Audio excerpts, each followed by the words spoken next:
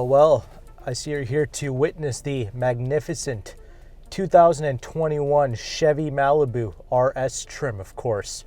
So, who do we have to thank for this opportunity? It is none other than Cary Imports.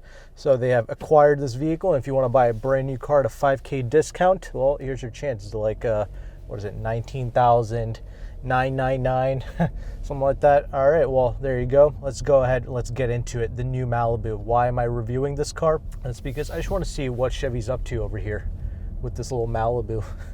A lot of competition, and I'm just very curious what my favorite old company is up to.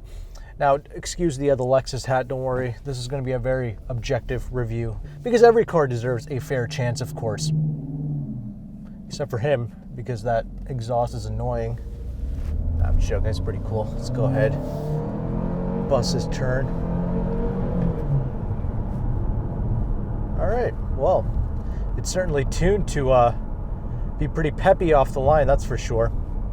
But before I get into that, let's go ahead and let's talk about kind of the exterior of this vehicle, because I want to start off on a positive note. And this vehicle, it looks stunning. You know, this is a Chevy product, okay? It's domestic. There's like this presidential quality to it. And what do I mean by that? You know, the presidents, many diplomats across the United States, they use a Chevrolet Tahoe, something of those lines, right?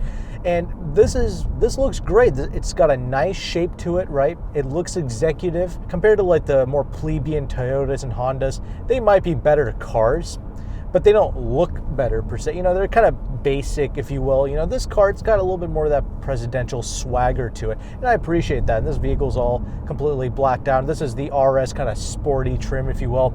I think the LT trim is kind of the trim level to go if you're shopping for a new vehicle. But this is the RS, and it's about $5,000 off the MSRP price of about $25,000. It's what a sticker's for. It's got these 18-inch wheels wrapped in these 245 wide tires in all four corners. They are proper Continental Pro contact tires. Excellent tire choice, so I do appreciate that. But you let me know in the comment section how you like the way that this vehicle looks. Do you agree with me? Do you think it has like that, you know, so-called presidential swagger that I just mentioned? You know, I think it does, and I think it's kind of cooler than like a Ford Fusion, if they still make that, right? But that's another car I'm curious to try, because many people have said that the Ford Fusion is an excellent handling car. So let's transition over into this drive now, and why I'm kind of checking this vehicle out, because, well, Chevrolet produces a lot of my most favorite driving cars.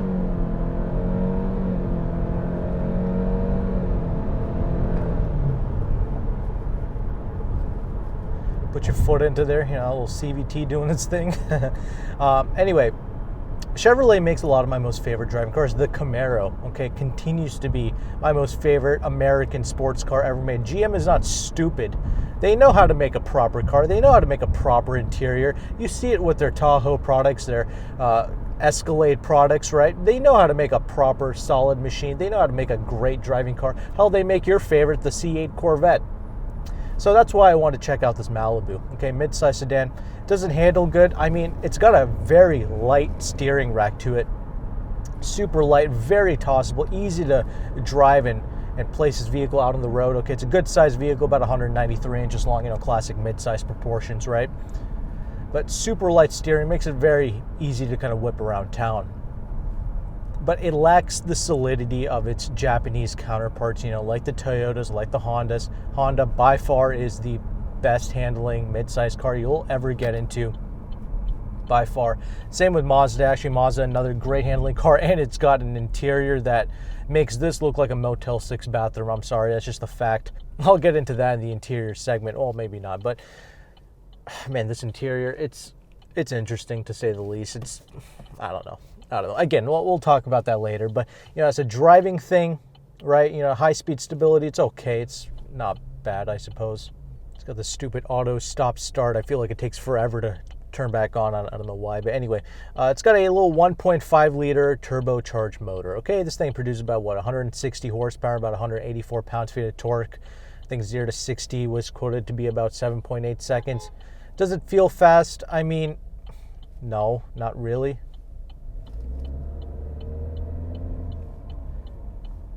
But it's not like a complete dog either. I mean, because it's turbocharged, you know, it'll kind of get off the line pretty well. And surprisingly, even though it's a very small 1.5 liter motor and it's a 4-cylinder, it's decently smooth actually. I don't really mind that at all. Overtaking, you know, takes some time. But it will quickly rev out though. I do like that a lot. And this is a CVT transmission, but it's not a terrible one. It's a decent CVT transmission. I would put this in line with like the Nissan CVTs, the new ones, obviously. So that's pretty good praise. I don't mind that at all, to be honest with you.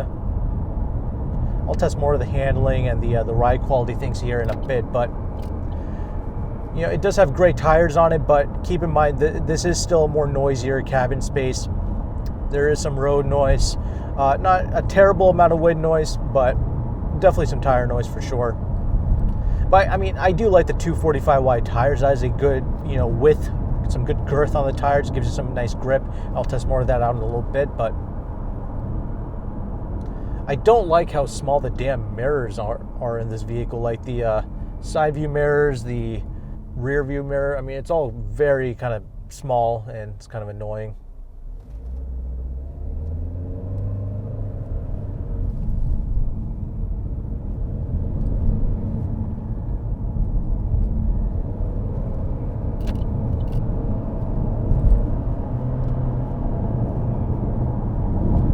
This thing really kind of just flies about. It's like deceptively quick. I'll give it that. It's not like a rocket ship, but it is deceptively quick. It kind of just rolls around, you know. It's got some inertia going on, I suppose. But you know, over the rougher bumps, doing a pretty good job absorbing that. You know, not really an issue. It is a relatively comfortable car. I'll give it that.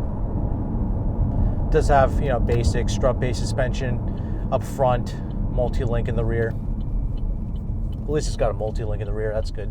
But surprisingly, this drivetrain isn't terrible. Okay, this motor, I thought I would have to really like annihilate this motor, but it's really not half bad. And the CVT performance is pretty good as well. It does have a sensation of peeling out more when you push it. Like the handling characteristics is not the best. And even though kind of mid-range and low power is pretty good in this, like the low RPM power is good because it's turbocharged. Once you get it up to the higher RPMs, to like closer to 6,000 RPMs, the power really dies out, unfortunately. So it's something to keep in mind. Again, a trait of a lower horsepower turbocharged car. But anyway, over these railroad bumps, pretty good. I'll test more of that handling here. But yeah, the handling, not really the best. Definitely nothing compared to like the Accords and even the Camry, honestly. Brakes are really good though. You have a lot of confidence in the stopping power of this vehicle. Let's see, go ahead, kind of bust this turn here. We'll delay off the line, but that's okay. See, yeah, chassis definitely not as good as some of the other vehicles.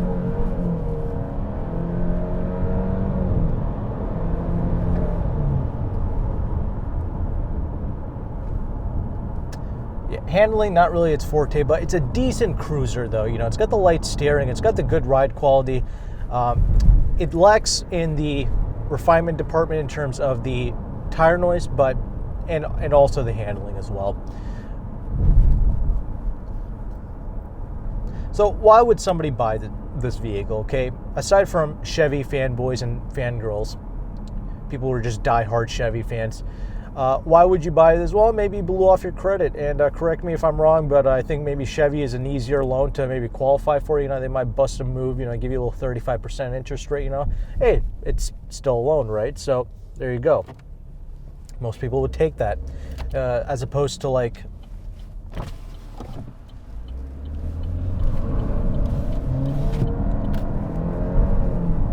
Toyota or Honda, who won't even give you a loan if you have like a 300 credit score or something like that. But is this a bad vehicle? It's not like, you know, terrible, but it is definitely like rental car standards. You know, I would drive this if I had no other choice, basically, is the type of vehicle that this is. It's not terrible, but there's a lot of competition. You know, even the Korean cars, dude, they have really stepped up their game. So something to keep in mind.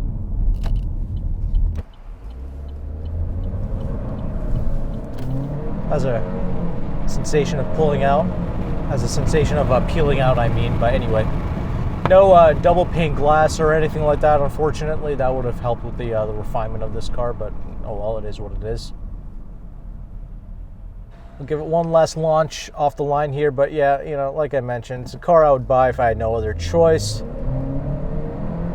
That gets off the line pretty good.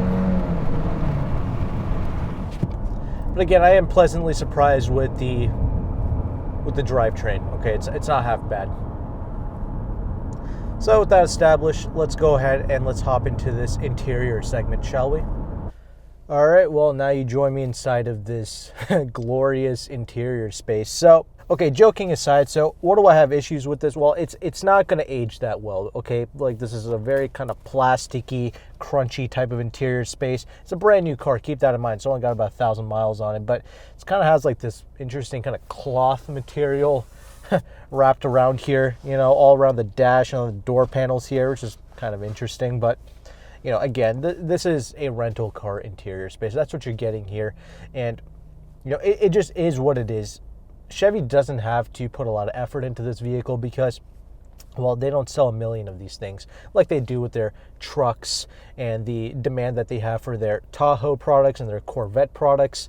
Or even the Camaro products. You know, they don't have to put that much effort into this vehicle. The kind of Japanese cars and even the Korean cars have kind of taken over this space of mid-sized cars, right? And just more so practical vehicles. More people trust those kind of Asian vehicles in this segment. So, again, does that mean that this is terrible? Brand new? Not really, but, you know, with 30, 40, 50,000 miles on it, it could be very much terrible. Some of this stuff could be even falling apart. Don't be surprised by that. But instead of hearing me babble, you know, you let me know in the comment section. If you're an owner of this vehicle, why do you have it? Do you drive it because you had no other choice? Did you buy it because you got a good lease deal on it or a good finance deal on it, or you got a ton of incentives on it? You know, what's the reason for purchasing a vehicle like this? You let me know in the comment section. But another thing, this vehicle isn't full of safety features like you would expect in a class of vehicle like this. So most of the vehicles like Mazda, for instance, they are offering a ton of safety features standard. But one thing that Chevy does offer here is you cannot put this vehicle into drive without having the seatbelt on. So that's actually a function of Chevrolet, and I actually do appreciate that. It's pretty smart, actually. You can't put the vehicle into drive without having your seatbelt on. That's pretty good. You do have some other creature comforts here, like automatic headlights, always a great thing to see. Automatic high beams as well, I believe. But also, you have one-touch auto windows for all four windows, but they don't go up one-touch auto. Very strange, very stupid design. I don't know why they did it that way, but it is what it is. Another thing, you know, this interior lacks solidity, but also this vehicle weighs about 3,100 pounds. Very lightweight car. Some people like that. Me, I personally like my family vehicles to be on the heavier side. And not only to improve the solidity, but also, you know, high-speed stability also increases when you have a very kind of heavy curb weight vehicle, right? It kind of gives you a little bit more confidence. This car just kind of, I don't want to say darts around, but, you know, you feel the lightweight nature of this, and it kind of makes it strangely more fun to drive. Like, I don't hate driving this car, to be honest with you. It's just some of the, you know, quality issues I have with it. But again, you know, get an LT model. I think that has a lot more features in it. Just buy this from this dealership if you just want to get it at a nice discount while getting a brand new vehicle, that is. But I'll give it another huge advantage here. This vehicle gets 29 city and 36 on the highway. That is very impressive. Great fuel economy numbers. And a lot of that is due to the CVT transmission that this vehicle uses. So that's good, and it's not a bad one to, you know, live with either. So I don't mind that. Positives of this interior space, this seat. Okay, it's a cloth seat, but it's very comfortable and very supportive. And you can be a very tall individual and be able to fit in here, no problem. Like, it's made for larger people, basically. So I do like that a lot, and you can really put the seat back a lot if you want to. Telescoping steering wheel as well. It's mechanical, but you can move it, so that's good.